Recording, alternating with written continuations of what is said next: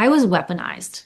I was a pawn. There was a lot of weaponizing that went on throughout childhood. And I look back at it now and I just say, what a shame.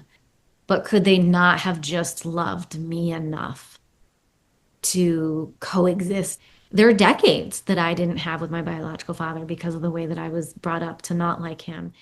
Children remember more than we think, especially the moments they never should have carried. Jennifer's story begins here.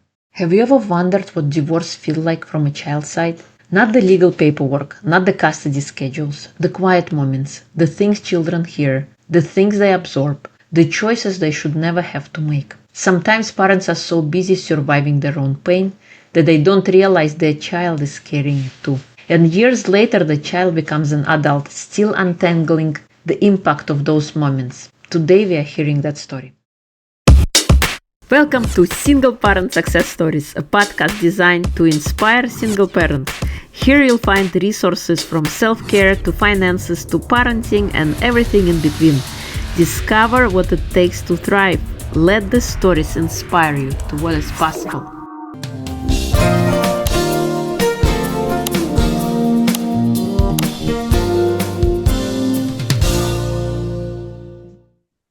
Jennifer, I'm so honored to welcome you to Single Parent Success Stories. You are globally recognized Pilates rehabilitative specialist, intuitive medium, and holistic wellness mentor whose own journey from growing up in a divorced home to rebuilding after a traumatic accident gives you such a powerful lived understanding of healing beyond the physical.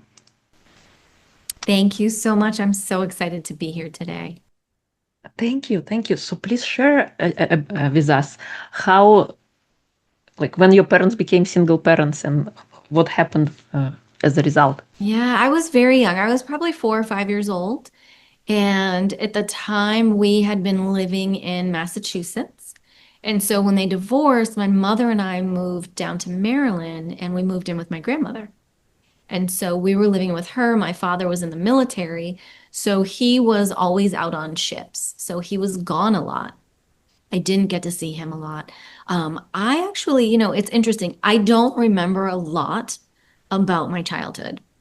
I remember poignant times living with my grandmother, which I feel was a huge blessing in disguise.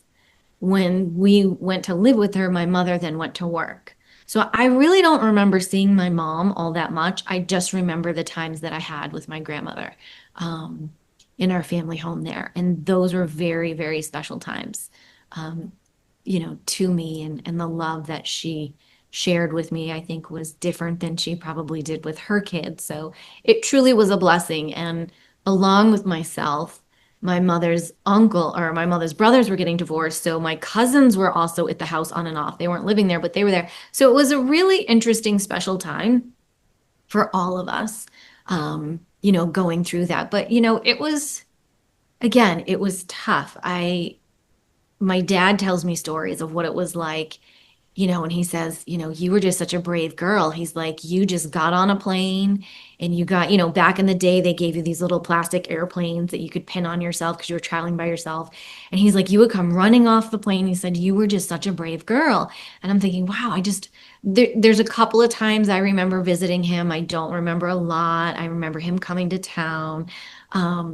I remember whenever he would come to town, we would always see like the ice capades or a circus or something like that, right? It was like such a dad thing, which was, again, very special moments. But, it was very trying. And then life changed a bit. And my mother had met someone. I think my father met someone. And we ultimately, my mother remarried and moved back up to Massachusetts, back to the military base. And so it was very different. It was just different. And again, I remember, periodic moments of my childhood, but I would say, back in those days, 1970s, 1980s, I don't know that parents knew what they were doing. And I want to preface with that because if not, anything I have to say probably isn't going to sound very, very great. And I say that because, there were times where I was given a choice. Did I want to go see Mickey and Minnie, or did I want to go stay on vacation with my father? Who does that? Like, you don't do that to a child. So that's why I say I don't, and again, I believe parents can only give you what they received or didn't receive. And that's a lot of years of therapy to be able to say all of that. Um, but it was trying times. There were different times where I was brought up to not like my biological father. There were different times I was brought up to not like my biological grandfather. I mean, I was weaponized. I was a pawn. And it went both ways. It wasn't just one way, it went all ways.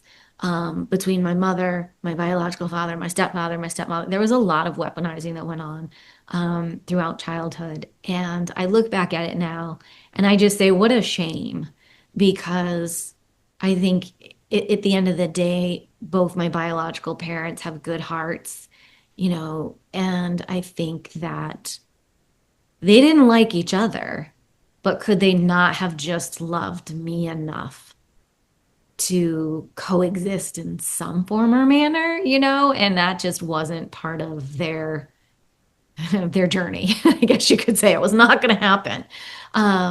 And so yeah, it brought up like it's too bad. I mean, there are decades that I didn't have with my biological father because of the way that I was brought up to not like him. And then there were times where he came into my world and shared his side of the story, which was very interesting. There's always three sides to every story, and I take that, into account as well. Um, but yeah, it was difficult. It was trying. What kind of advice, if you had a chance to go back in the past, or actually parents who are raising kids now, what would you tell them based on your own experience? Based on my own experience, I would say get out of your own way. It isn't about you, and your child should be put first.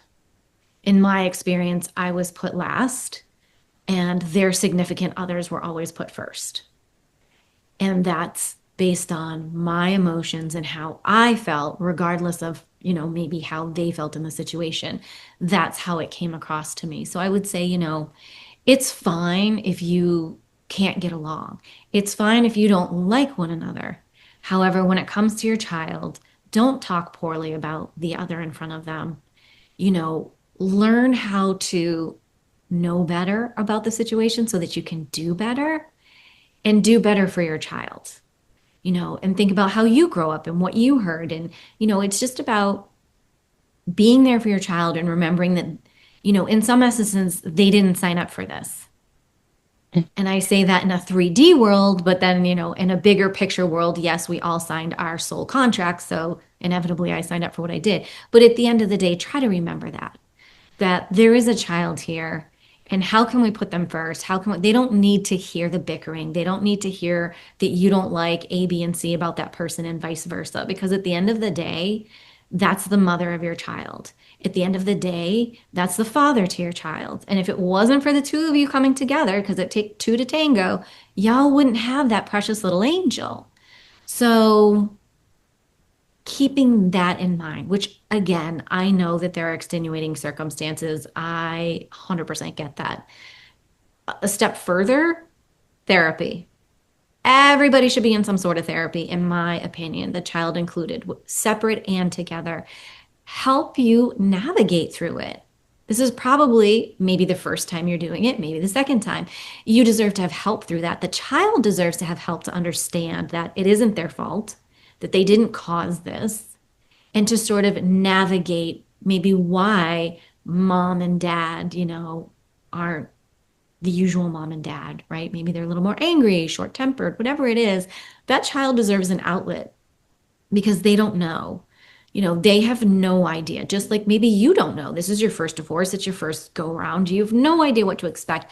Neither does the child. So, as much effort as you put into yourself, which I truly hope that you do, for therapy, for self care, the child needs that almost double because there is this lack of love and separation. So everything that you're feeling, hurt, angry, all the things, loss, abandonment, double it at least for that child. Totally, totally. You're so right. It's not about the adults. We have to think about what happens to the children, and they feel everything we feel. So And way more. They're way more sensitive. They're way, they're so much smarter. I mean, I can remember, different things that my mom had said to me that I said to her as a child, which go into my intuitiveness. And I'm like, how did you not listen to me? And she was like, well, you were just a kid. I didn't take you seriously. And I'm like, well, all these years later, could have made a yeah, difference, right? totally. But How again, everyone has their own journey. true, true. Mhm. Looking back, how did that experience help you with understanding of resilience and identity as a child and later as a woman? Well, I would say that I grew up incredibly independent and was always taught for better, for worse, at a very young age to be working, to, kind of take care of yourself. To, again, this was also 70s, 80s. So I wasn't the only one. This was like that, what do they call us? The lock key kids or whatever. But with that said, my mom, when she was working later, when my grandmother wasn't around and later in life, she made sure that she had a job that, yes, she had to leave before me, but she was home before me. Mhm. So there were, and I think that parents do try, right? I'm not saying they don't try.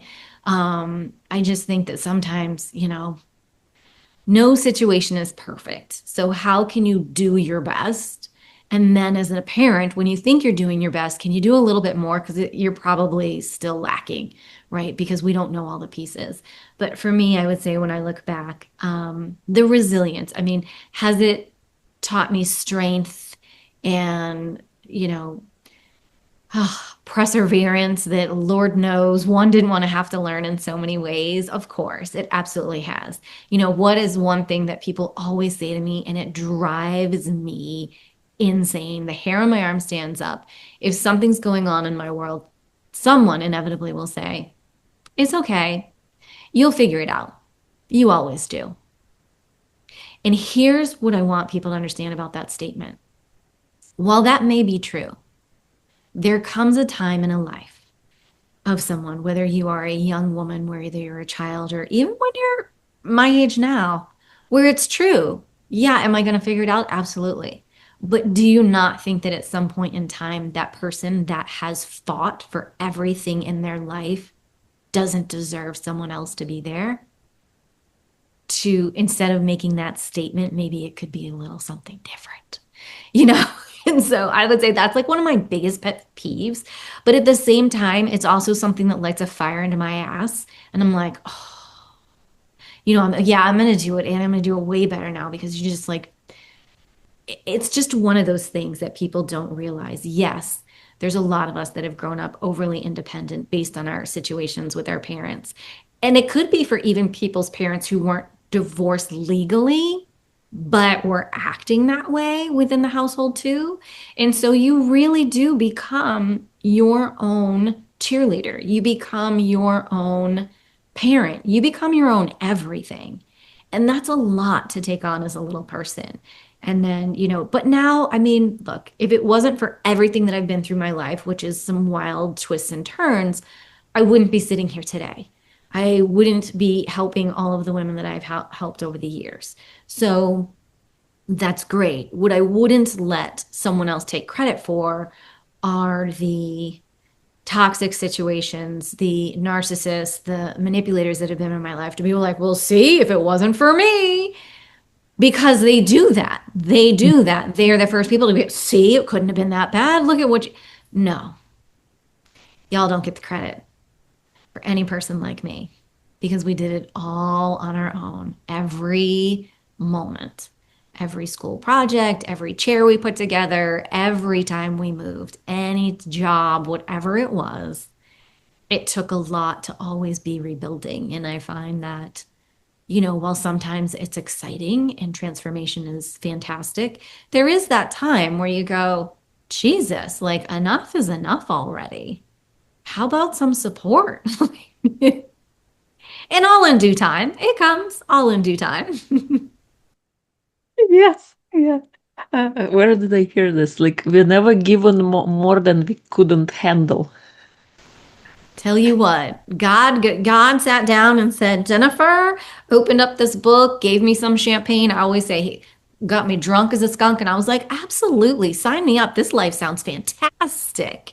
And I always say there must have been something so amazing at the end of the story to sign up for this story, and it is. And that's the thing I want people to know. You will get to the point where you can laugh about it. You will get to the point where you're on the other side where you have done the healing on yourself. You've done the therapy. You've done all of the things. And oh, by the way, continue to do all of the things because that's what's going to keep you in alignment. That's what's going to keep you healthy and feeling sane and balanced and able to move through whatever you need to move through versus avoiding that empowerment within yourself. Because at the end of the day, you have always been responsible for you. You have taken the steps, you have taken the actions out of everything that's happened. And yes, look at everything you've been through and then go, okay, what's one more thing?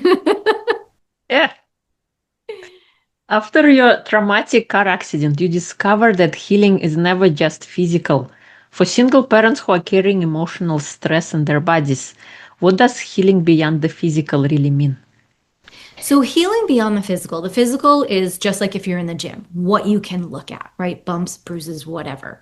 But at the end of the day, when you are going through a divorce, a separation, whatever it is, and it involves your children, this is a traumatic emotional experience. And all emotional experience get trapped in your body, in your cells at the cellular level.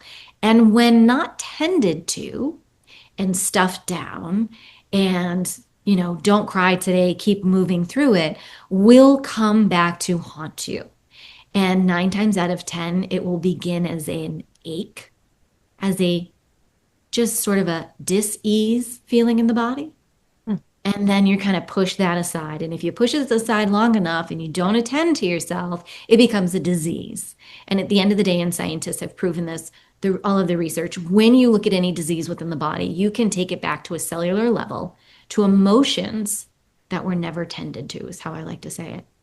So my number one thing is take care of you. What feels good to you, not what the textbooks say to do, not all of it. If it's therapy, please, amen, everybody go. You need an intuitive psychic, darn straight, go for it. A massage, getting your hair done, a yoga class, a Pilates class. What resonates with you that you're going to practice regularly and do that?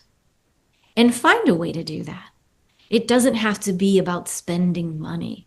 It's about grounding and spending time with yourself. And when you go inward, it may not feel real great at first because there's going to be feelings that are going to come up.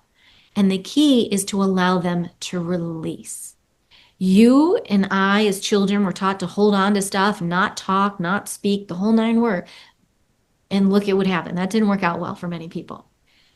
Let it bubble up, cry, whatever it is, but work through it and release it so that your body can release it, so that you're not holding on to it. And now coming down with what's the number one thing? We've got the IBS, the Crohn's disease, all of that are very significant when it comes to any stomach issues, when we're stuffing down our emotions. You're going to have issues within your stomach. It's just a given. Totally, totally, I totally relate to what you're saying. I don't believe emotions are negative or they're bad. It's just they're acting as alert mechanisms, and it's for us to see and hear. And of course, we don't usually like to listen to ourselves. We'll rather listen to figures of authority. We will try health to the doctor. And I'm not saying doctors are bad. They're great for Mhm. some injuries that are happening, like bones break. Yes, go to the doctor. But other Right. things, we all often delegate. We don't listen to what our body is telling, and our body is our first kind of truth seeker, truth teller, and we dismiss what it's telling us. So totally get where you're coming from. Many single parents live in survival mode. How can embodied practices like Pilates, breath work, and nervous system regulation help someone shift from just coping to truly feeling empowered? It is so important. So, our first mechanism within our body that's going to go alert, alert, something doesn't feel right, that is your nervous system. And that nervous system could be just when you get that, oh, something doesn't feel right in my stomach. I feel like the other shoe's going to drop. That's your intuition. That's your nervous system being like something doesn't feel right. And the question is, do you listen to that or do you push through and still put yourself in uncomfortable positions? And the first thing that you want to do is be aware of that and then begin to set healthy boundaries for yourself. Getting out of fight or flight is it's hard. Um, it can be done. You can go in and out of it. I don't want someone to think that. And I feel that right now, I don't know if you feel this way on the internet. People like sell you on like regulate your nervous system and you'll be better for life.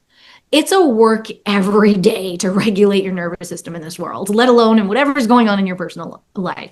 So I don't want you to think or feel unsuccessful because all of a sudden you're feeling panicky or something doesn't feel right. Slowing down, honoring yourself in those moments, which doesn't always feel great, right? To sit in that kind of angst and to go, okay, is this my stuff? Is this someone else's stuff? Is this the world that I'm feeling all of that? Or is this really my stuff? Okay, it's my stuff. Let's peel back the onion. Well, what's going on? Well, I dropped Sally off at school today and she was crying. I feel like a shitty mom and all my. Okay, awesome. I'm so excited that you just released all of that and cry it out, dance it out, Pilates it out, yoga. If nothing else, take off your shoes and go walk in the grass to ground. There's just little things you can do. Little as much as getting up if you are feeling in an uncomfortable position and going and washing your hands. It's a cleansing for the body and it helps to shift your mindset, to help settle your vagus nerve. And I'm a big one for doing this in the airport, by the way, is you can take a little paper towel or something and put cool water on it and put it right at the base of your neck. That coolness immediately begins. I'm not going to say panic goes away, but it immediately begins if you use that with some breath work to help bring you back into your body. And those are keys. It's having a toolbox and understanding what tools in that toolbox work best for you. Because I can list you hundreds of things, but really, what's the best thing for you? For me, it's walking out in nature daily. It's so important. It's wearing my phototherapy patches where it truly is working on anti-inflammation and regulating my nervous system every day. We all need that in this world right now. Then you add on your own stresses. So, taking care of yourself, eating right, staying hydrated. I mean, it truly is the basics that really matter the most. So I don't want anyone to ever think that, oh my God, I got to go and be in Sedona for 12 weeks. You don't, no. And you can have your own, and I just had this conversation with someone. I go, you can have your own eat, pray, love right in your own town. You know, there's so many options, and that's what I want people to know. I don't want to make anything feel that it's out of reach because nothing is out of reach because it's all within you. And it's about tapping in and listening to what feels good. Totally, I love it. We all know how to make a perfect cup of tea or cup of coffee that we enjoy. We should also know what is the perfect kind of cup of day or practices that Yes. allows us to feel empowered, energized, so that we can move through the day. So, what is one non-negotiable for you on your in your day to day? There's so many. One is definitely getting out in nature every day. It just resets me. Because I do work from home, for me, getting up and I have lots of meditation practice, drinking lemon water, all this stuff, and having my nature walk. Because then when I come back in house, I have now switched my mindset and I'm ready to work. And it's the same thing in the evening for me. That's that shift for me. And just moving my body and knowing that walking is the one of the best things you can do for yourself in your cardiovascular system and to be able to clear your mind. So that's definitely on the top of the list for non-negotiables. I agree. I agree with that. Same for me. It feels like getting a breath of fresh air. It feels Hmm. like you're there, and it's the best way to switch your mood. If you're anxious, agitated, even if you do all the practices, we're all human and we get to feel all those things. But the best way is when you move your body, you get to switch that on. So Absolutely. incredible. Is there a book that you read that kind of inspired your journey and you wish more people would know about it? That I read. Oh my gosh, I read so many books because, like, you have a podcast, so I have all the books and all the things. Oh goodness. Um, honestly could not narrow it down to just one. All right. I couldn't. There's so many good books that are out there. I would say go between a self-help book and go between a good fictional kind of like romance novel. Those I always go to Linda Hughes. So Mhm. she's a wonderful friend of mine because there's real life there that's in them. But I always go between some sort of anything by Louise Hay is going to be brilliant. But tapping in. And at the end of the day, honestly, one of the best books that you can have, in my personal opinion, is the Bible. Totally. Thank you. Thank you. Yes. Those are awesome. Is there anything I haven't asked that you would like to share? I would just like people to know that it's okay. You're going to be okay. You're going to get through this. Everything happens for a reason. You're exactly where you need to be in this moment in time, and that you will get through this. It won't be beautiful. It won't be perfect, and that's okay. Every moment you have an opportunity to step out and say, how is this happening for me? And what is the blessing here? And I promise you, when you can take that time to do that, that will shift your entire world and every experience in it. Listening to Jennifer's story reminds us that our experiences shape us, but they don't have to define us.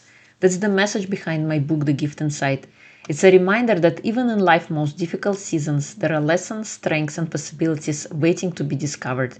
If you're navigating your own healing journey and looking for encouragement along the way, you'll find the link to The Gift Inside in the show notes. And now let's close today's conversation. I love it. Feeling yourself as an observer of your life for a Mhm. second. Of course, you're participating, but being an observer allows you to be dissociated a little bit and experiencing emotion from a side instead of internalizing everything. So Absolutely. love it. If people would like to connect and learn more about you, where would they go? So they can go to jenniferpilates.com and they can learn about all of the services that I have, the intuitive medium sessions, the healing sessions. And you can also jump on my podcast, Empowered Within, at any time to help guide you and give you a little bit more inspiration and motivation through your days. Awesome, awesome. We'll include everything in episode notes. It's been a pleasure to have you. Thank you so much. This has been so wonderful. And thank you for all you're doing to help so many people around the world. Thank you. Thank you for listening. Jennifer's story reminds us that children don't need perfect parents. They need parents who are willing to put their love for their children above their conflict with each other.